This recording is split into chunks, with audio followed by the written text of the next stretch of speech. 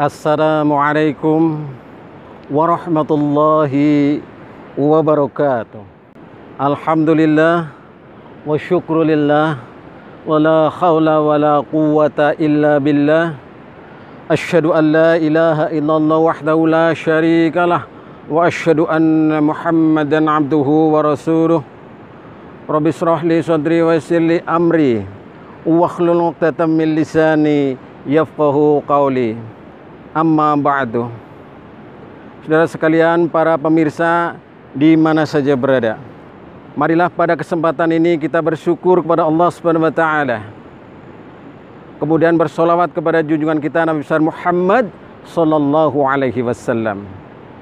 Izinkan pada kesempatan ini saya menyampaikan tausiah atau kultum dengan judul Menjadi Anak Soleh di Tengah Pandemi. Situasi kondisi pandemi COVID-19 jangan sampai menyurutkan kita, semangat kita untuk menjadi anak yang soleh. Jangan sampai menyurutkan kita untuk mendidik generasi kita menjadi generasi yang soleh, dan anak-anak kita serta siswa-siswi kita menjadi anak yang soleh dan solehah. Bagaimana upaya kita untuk menjadikan anak-anak kita menjadi anak yang soleh itu? Oke, saya ingin menyampaikan yang pertama, yaitu peningkatan keimanan kepada Allah Subhanahu wa taala.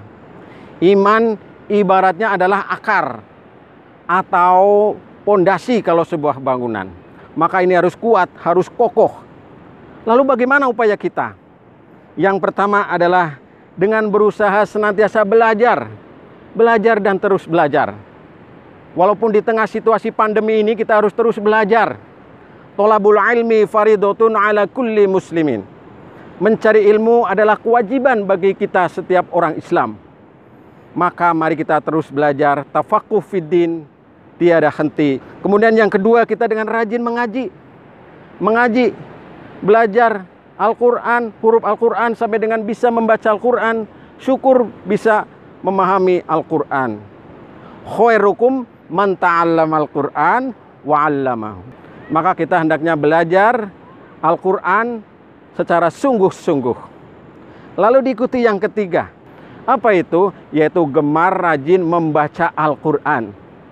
Biasakan setiap habis maghrib membaca Al-Quran. Biasakan setiap habis subuh membaca Al-Quran. Atau kapan saja kita boleh membaca Al-Quranul Karim. Kemudian untuk membentengi ini semuanya, yaitu dengan apa?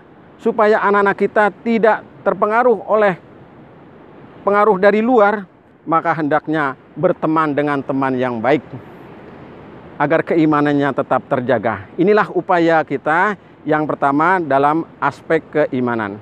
Kemudian yang kedua adalah aspek ibadah. Mari kita tanamkan kepada anak-anak kita supaya rajin beribadah. Bagaimana upaya kita? Yang pertama adalah dengan berusaha rajin sholat 5 waktu. Subuh, duhur, asar, maghrib, dan isya. Harus senantiasa kita tunaikan dalam situasi kondisi bagaimanapun, kecuali yang ada halangan secara syar'i tentunya. Inna sholata tanha 'anil fakhsha'i wal munkar. Sesungguhnya sholat itu adalah mencegah dari perbuatan keji dan mungkar. Nah, ini harus dilakukan oleh anak-anak kita, generasi kita. Biasakan anak-anak kita rajin sholat 5 waktu, walaupun mungkin belum sempurna. Kemudian upaya yang lain yang berikutnya adalah dengan rajin ke masjid. Masjid sebagai baitullah, masjid sebagai tempat ibadah kita kepada Allah. Innama ya'muru masajidallah man amana billah. Sesungguhnya yang pantas memakmurkan masjid Allah ini adalah orang yang beriman kepada Allah. Oke, ini yang kedua. Kemudian yang berikutnya, setelah kita rajin ke masjid, adalah kita rajin berdoa kepada Allah Subhanahu wa taala. Rajin berdoa, ud'uni astajib lakum, kata Allah. Bermohonlah kamu sekalian kepada Allah, niscaya akan dikabulkan. Rajinlah berdoa, karena ibadah, rangkaian ibadah semuanya dalam ajaran agama Islam itu semuanya adalah intinya adalah doa. Maka kita harus rajin berdoa kepada Allah Subhanahu wa taala. Lalu untuk membentengi ini semuanya dalam aspek kaitannya dengan ibadah, apa yang harus kita lakukan? menjauhi perbuatan maksiat. Perbuatan maksiat yang luar biasa sekarang, baik maksiat secara lahir maupun secara batin, maupun maksiat di dunia maya. Nah, ini harus kita lakukan upaya kita untuk menjaga agar ibadah kita tetap terjaga. Nah, ini upaya yang kedua. Kemudian yang ketiga, saudara sekalian, adalah kita peningkatan di bidang akhlakul karimah. Di bidang akhlakul karimah, upaya kita bagaimana? Mendidik anak-anak kita, dan kita termasuk tentunya, adalah berbakti kepada kedua orang tua. Wabil walidaini ihsana. Dan kepada kedua orang tua hendaknya berbuat baik. Baik perkataan, sikapnya, maupun yang lain. Dan tentunya doa kita kepada kedua orang tua jangan sampai lupa. Terutama habis sholat 5 waktu atau pada waktu-waktu mustajabah yang lain. Robbik fili boleh, Allahumma gfirli boleh. Robbik fili wali walidayya, warhamhuma kama rabbayani shaghira.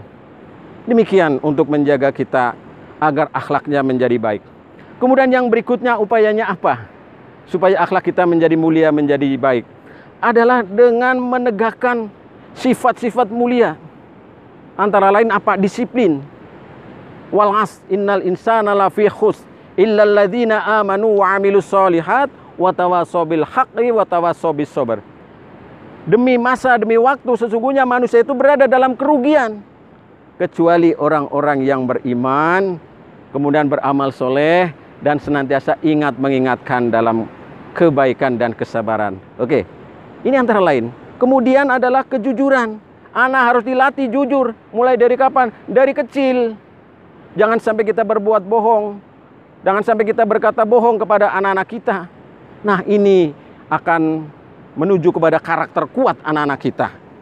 Kemudian upaya yang lain adalah dengan kita berusaha untuk menanamkan rasa tanggung jawab. Pesan Nabi kepada kita, kullukum ra'in wa kullukum mas'ulun an ra'iyatih. Setiap kamu adalah pemimpin dan setiap pemimpin akan dimintai pertanggungjawaban. Nah, inilah diantaranya upaya kita, saudara sekalian, menjadikan diri kita, anak didik kita, anak kita di rumah menjadi anak yang soleh dan solehah. Insya Allah kalau ini kita lakukan, kita akan menjadi anak yang soleh, dan anak-anak kita menjadi anak-anak yang soleh dan solehah.